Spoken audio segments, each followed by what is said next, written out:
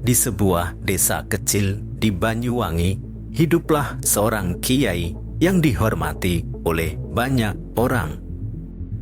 Namanya Kiai Ahmad Sutrisno, seorang pemuka agama yang karismatik dan bijaksana. Pesantrennya menjadi pusat pembelajaran agama dan tempat berlindung bagi mereka yang mencari kedamaian. Namun, di balik ketenarannya, Kiai Ahmad menyimpan rahasia besar yang akan mengubah hidupnya dan pengikutnya selamanya.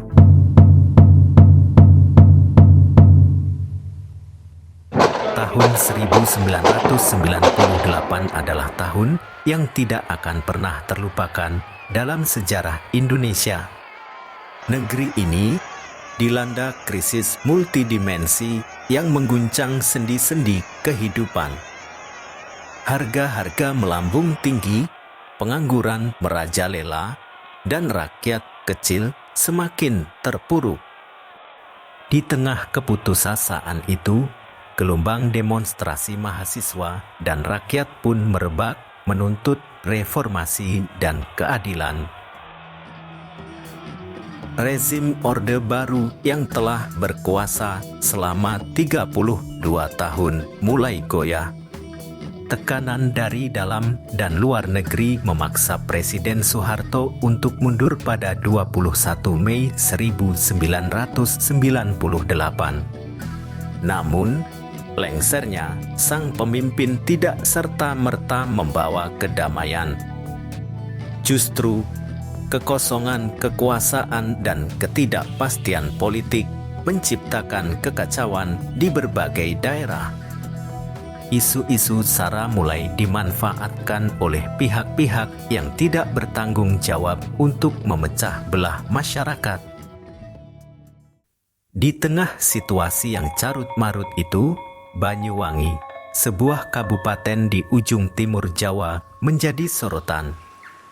Daerah yang dikenal dengan keindahan alam dan kekayaan budayanya ini tiba-tiba dihantui oleh teror yang mengerikan, munculnya kelompok ninja. Mereka adalah orang-orang bertopeng yang melakukan serangan misterius di malam hari.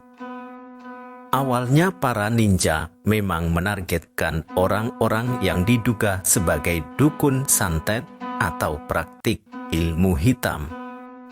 Namun, seiring berjalannya waktu, target mereka semakin meluas, hingga menargetkan para tokoh masyarakat dan tokoh agama. Kiai Ahmad Sutrisno merasa ada sesuatu yang tidak beres. Salah satu pengikut setianya, Abdul Rashid, melaporkan hal yang tidak mengenakan. Beberapa rekan sesama kiai di desa sebelah telah menjadi korban.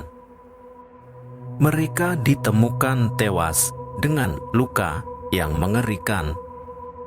Abdul Rashid yang khawatir dengan keselamatan Kiai Ahmad ingin mengajaknya mengungsi di persembunyian. Kiai, sudah saatnya kita lari dari pesantren ini. Sudah muncul tanda X di depan gapura pondok pesantren. Meski saya sudah menghapusnya, namun para ninja pasti lebih dulu melihatnya. Saya tahu arah tempat persembunyian yang aman bagi Kiai, ucap Abdul Rashid. Namun, Kiai Ahmad tidak mau. Baginya, tugas utama sebagai seorang kiai bukanlah bersembunyi, melainkan mengajarkan ilmu kepada para santrinya. Tugas utamaku adalah mengajarkan ilmu kepada para santri.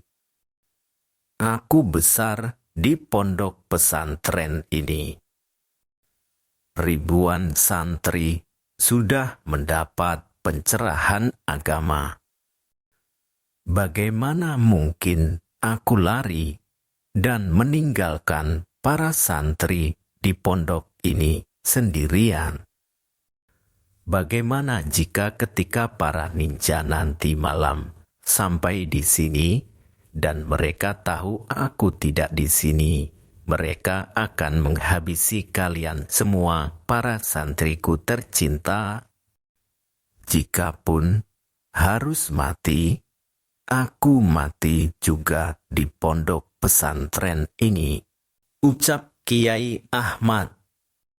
Mendengar tekad dari Kiai Ahmad yang mengutamakan keselamatan santri dan pondok pesantrennya, Rashid lalu berucap, "Baiklah Kiai, kalau memang itu yang Kiai hendaki, akan saya siapkan para santri untuk berjaga dan bersiap di malam hari nanti."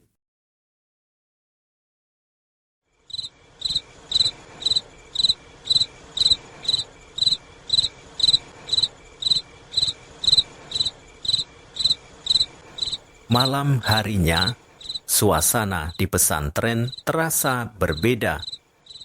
Biasanya, suara lantunan ayat suci dan tawa santri mengisi udara, tetapi kali ini, keheningan yang menyelimuti.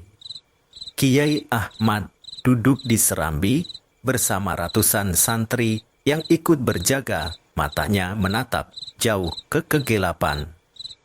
Ia merasakan ada yang mengawasinya di atas bukit samping pondok pesantren. Semua santri bersiaga, bersenjatakan tongkat kayu, obor, dan sebagian membawa celurit. Mereka mengelilingi Kiai Ahmad dimanapun ia berada. Para santri tahu bahwa para ninja sangat gesit. Diperkirakan jumlah mereka tidaklah banyak.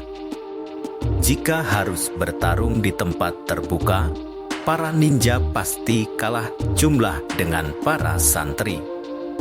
Namun layaknya kilat tanpa suara, para ninja bisa membunuh dalam senyap dan cepat tanpa diketahui jejak kedatangan dan kepergiannya. Waktu demi waktu berlalu. Tak terasa, sudah hampir tiba waktu untuk sholat subuh. Sebagian santri terlelap, sebagian masih berjaga. Begitu juga Abdul Rashid.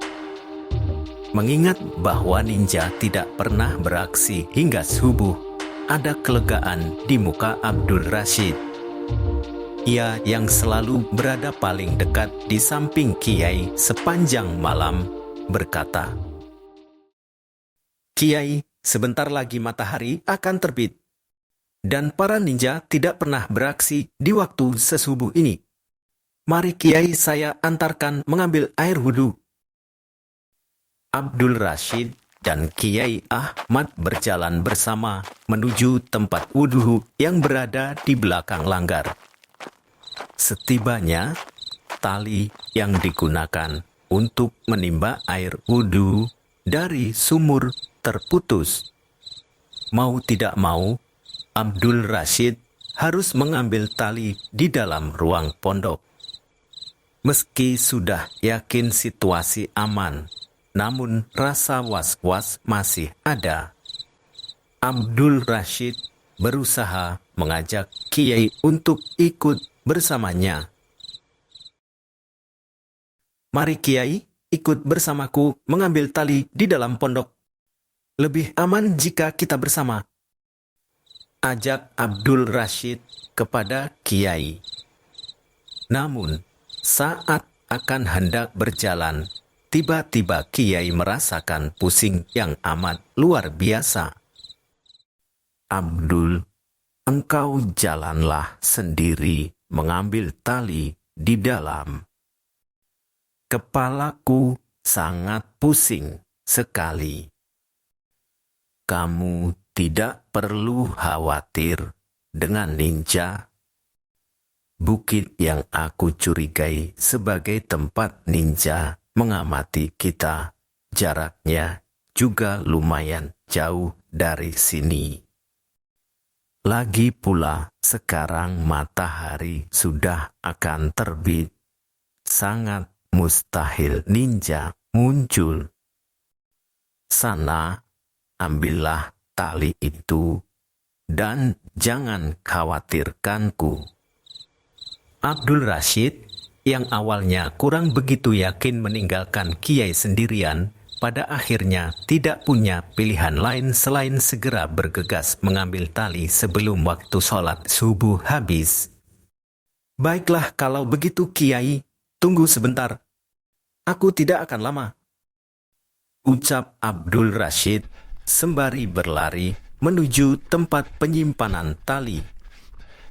Beruntung, setibanya di sana, Abdul Rashid langsung menemukan tali itu. Dengan cepat, Abdul Rashid segera berlari kembali menuju tempat wudhu.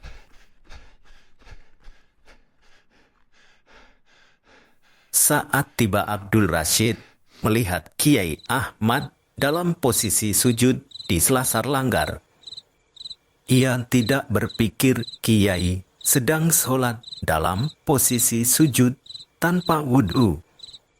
Abdul Rashid yang hampir separuh hidupnya menjadi pengikut setia Kiai Ahmad tahu bahwa ketika beliau kumat rasa pusingnya, beliau sering istirahat sejenak dalam posisi sujud untuk meringankan pusing itu. Sembari menunggu Kiai Ahmad pulih, Abdul Rashid berusaha mengganti tali yang terputus untuk menimba air di sumur. Saat sedang menggantinya, Abdul Rashid baru tersadar bahwa tali itu tidaklah terputus secara alami karena usia pemakaian. Namun, tali itu seperti terputus karena sayatan senjata tajam. Curiga dengan kondisi ini, Rashid segera menghampiri Kiai Ahmad.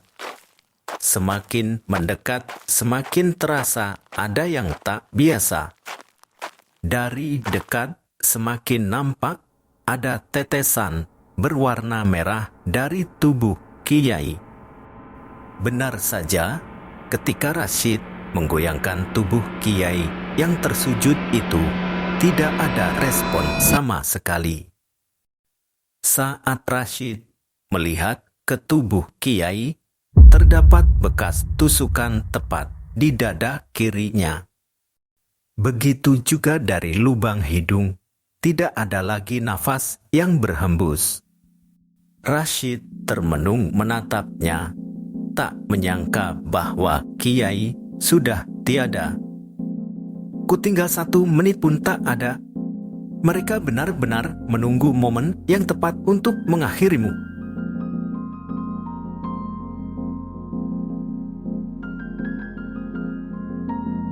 "Kiai, aku berjanji akan mencari dan membalas perbuatan mereka." Ahmad Rashid lalu berjalan menuju selasar pondok. Di sana, para santri yang sudah terbangun menanyakan di mana keberadaan Kiai. Ahmad Rashid tidak menjawab. Ia menoleh sejenak ke arah bukit yang sangat jelas terlihat dari selasar pondok. Tatapannya penuh amarah. Ia lalu berjalan menuju bukit seorang diri.